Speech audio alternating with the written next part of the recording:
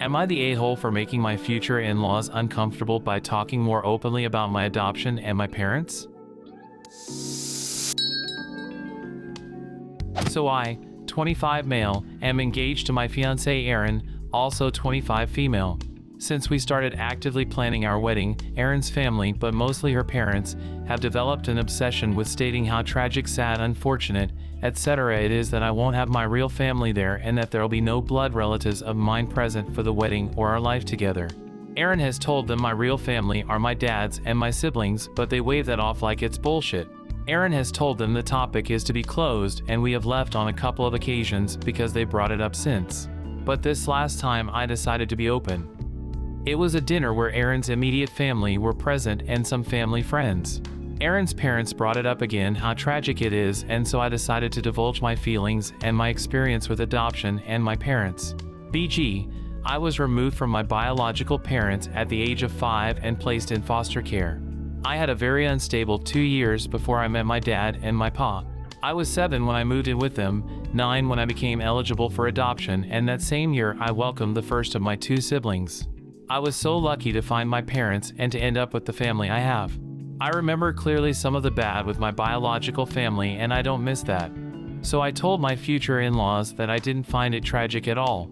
That people who can make a 5-year-old feel so unloved that they never see a future where someone could care for them.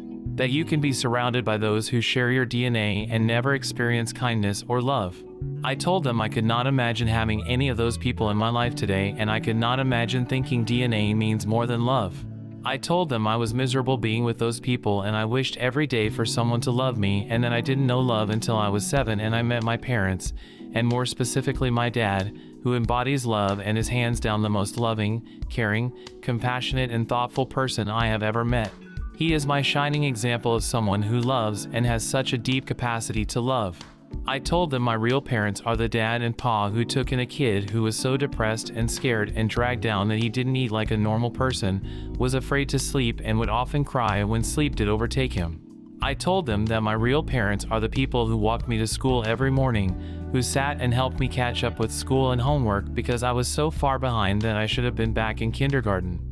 I told them my real family are the parents and siblings who know I do not share their DNA but love me anyway and have been there for me through every single step of my life since I was 7, and who made me a forever part of their family through adoption.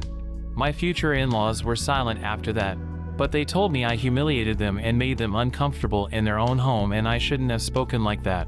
Erin told them they should learn when to quit and apologize to me. Am I the a-hole?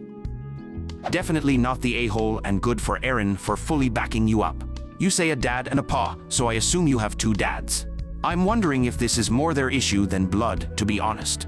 Which is really sad. Regardless, you put them in their place. You did nothing wrong. Yes, 2 dads. And I think they see adoption that way in general, and not just because I have 2 dads. But it would be sad if that makes it worse to them because I was raised in such a loving home. There will always be people who consider blood more important. I wish you the best with your family and your fiancée. She sounds like a keeper. Erin is a keeper, not the a-hole. You asked them to stop talking about your adopted family like they are not your real family, and they didn't stop. Their discomfort is on them. She's amazing. I feel so lucky to have met her. It's so awesome you two have each other. Congratulations on your upcoming wedding. I'm sorry your in-laws are dicks, but it seems you may know how to handle that. Not the a-hole. You said your parents were 2 dads, right? Would they have said all those things if your adoptive parents were straight? This sounds like they have an issue with the fact your adoptive parents were gay. Either way, whether it be because they are trying to hide their homophobia or because they truly believe blood is thicker than water, they are a-holes. But you've got a great future wife there who not only backs you up, but isn't afraid to stand up to her parents to do so as well. Also, OP, the way you described your dad and parents was so touching and beautiful. I'm glad you found love through them because you deserve it. Am I the a-hole for telling my sister to accept her daughter as white? Both me, 33 female, and my sister, 27 female, are Caucasian Latinas. However, she's always been more tan than me, a fact she's always been very proud of.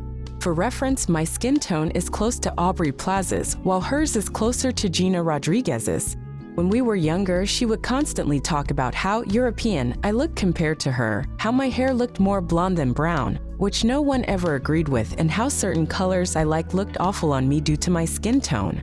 I almost never said anything because I was 6 years older and had better things to do. Also, while I did have many insecurities, I never doubted I was beautiful. Fast forward to now, we both have kids.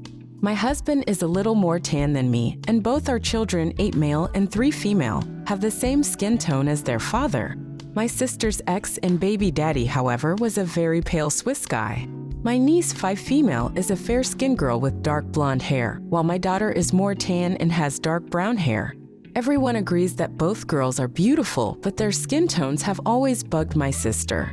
She insists that both girls are equally tan, that her daughter's hair is light brown, and that my daughter spends too much time in the sun.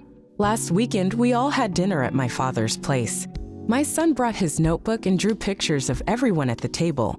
He colored my daughter's skin a darker shade than my niece, edit, orange for my daughter, light pink for my niece. He also gave my niece yellow hair and colored my daughter's hair black. He lost his brown pencil. When we showed us the drawings, my sister frowned. She said he was exaggerating his cousin's features and that he could at least make her hair darker. When my niece said she loved the drawing, my sister told her it looked nothing like her and insisted my son was doing this on purpose. Before the kids could get upset, I pulled my sister aside and told her she was being ridiculous. We had a very small fight in the next room. Near its end, I said something along the lines of, "Listen to me. Your daughter is white. We're all white. You need to accept that and stop comparing the girls if you don't want niece's name to become insecure." We left shortly afterwards and none of the kids have brought anything up again. My sister is pissed at me. She told both our divorced parents about our fight. Our father thinks I shouldn't have commented on my niece's appearance and wants me to apologize to my sister. Our mom thinks this is dumb, I agree, but says my sister is overreacting. Am I the a-hole? Not the a-hole, and I hope your sister gets help. I feel so bad for your niece. Her mom's behavior is no doubt going to impact her self-esteem. I can't imagine growing up with a mom like that. I wouldn't say her comments when we were kids impacted my self-esteem. I remember feeling very insecure about how Latina I looked for a long time, but not because my kid sister liked comparing herself to me. But again, she's my sister. I can't imagine having my mom do that to me. Well, and you were older. I'm sure a little sister isn't able to impact their big sister as much as a mom impacts her daughter. It was specifically the part about the drawing where I felt, yikes. If that happened to me now as a fully grown adult, I would have a hard time shaking it off. Not the a-hole. I don't know why your sister had a child with a white man if the features are so repulsive to her. I feel bad for her daughter and for you for all of her colorism. She's gonna give that poor girl so many issues about herself. I'm not sure I'd say she finds the features repulsive, but she's always been clearly disappointed about them. My niece wasn't a planned pregnancy, and my sister and her ex broke up a few years after she was born. It plants a seed with very massive roots when a child hears from a very important adult that something about them isn't right or good enough. Whether your sister says it directly or not, she's planting insecurities into her child. Kids often understand more than we give them credit for, and they are very egotistical. Your niece will hear these things, and it will translate for her that she isn't pretty or beautiful enough. Not the a-hole. Your sister has reached a new level of ridiculous when she saw malicious intent in the drawings of an 8-year-old. Her behavior has gone from annoying but manageable to include the kids, and that is not okay.